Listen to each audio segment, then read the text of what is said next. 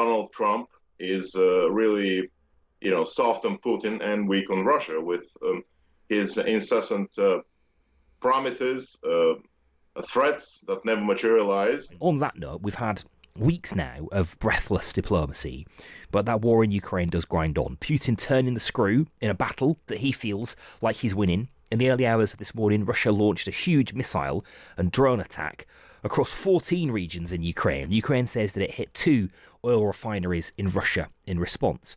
Well, let's return to the battlefield firstly tonight to assess the state of play and the impact of Russia's latest strikes. Mark Voyger is former special advisor for Russian and Eurasian Affairs at the Commanding General of the US Army, to the Commanding General of the US Army in Europe. Mark joins us on Times Radio tonight. Thank you for being with us. Just give me your assessment of what are large-scale, brutal strikes by Russia today. Good evening, Daryl. Thank you for having me.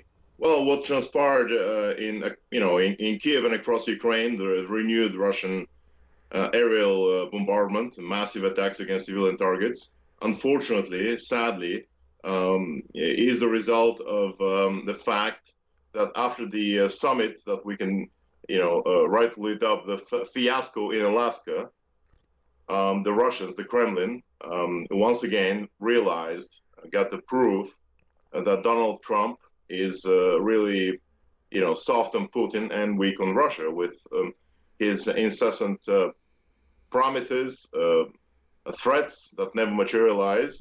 Therefore, the Kremlin usually escalates in situations where they see the adversary what being weak and indecisive.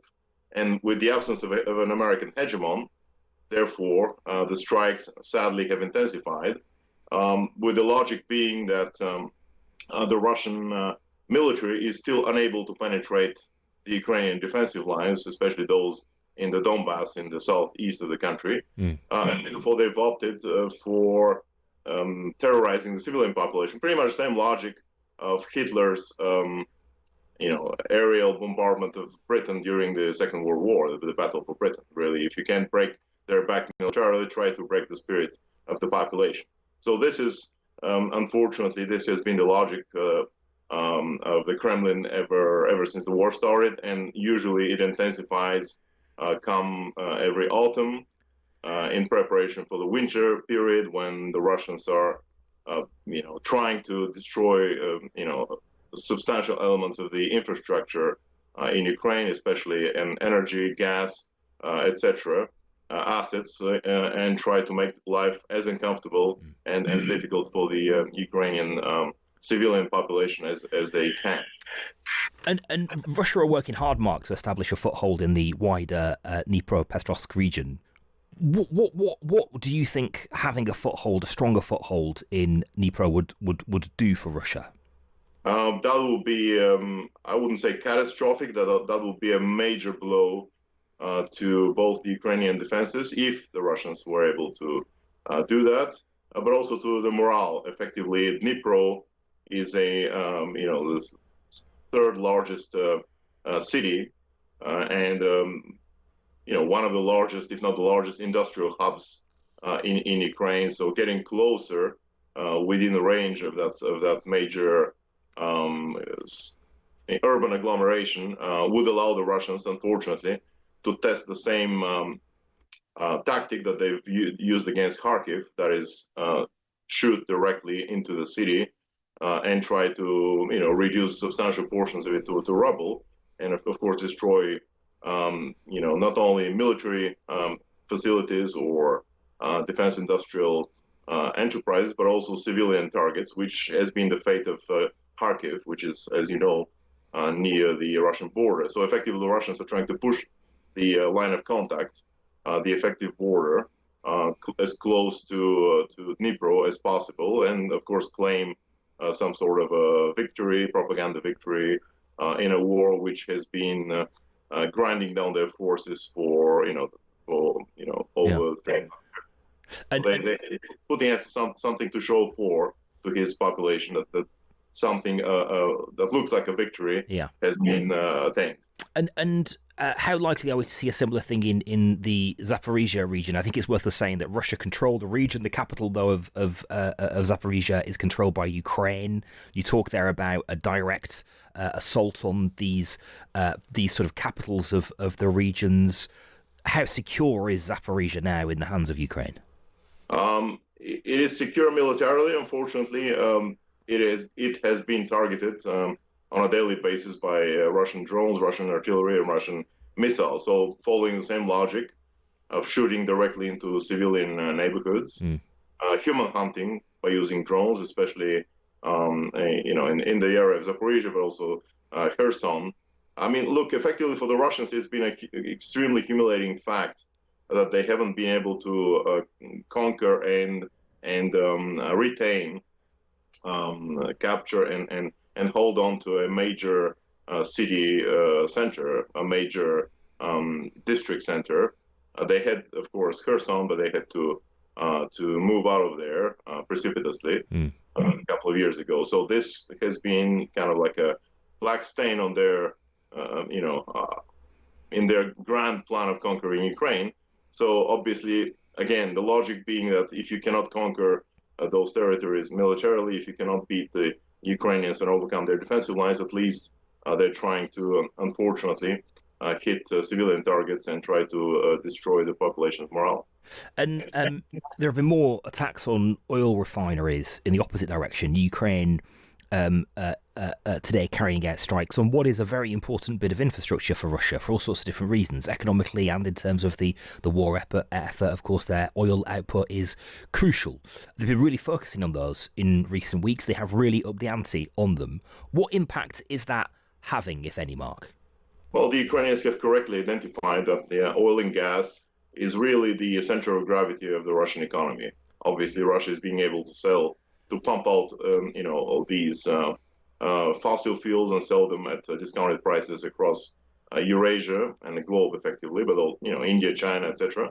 And therefore, this has been sustaining this type of revenue has been sustaining the Russian war effort primarily.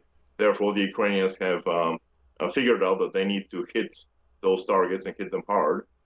So they, kind of sever this oil and gas aorta, if I could use this medical term, that pumps money directly into the Russian war machine.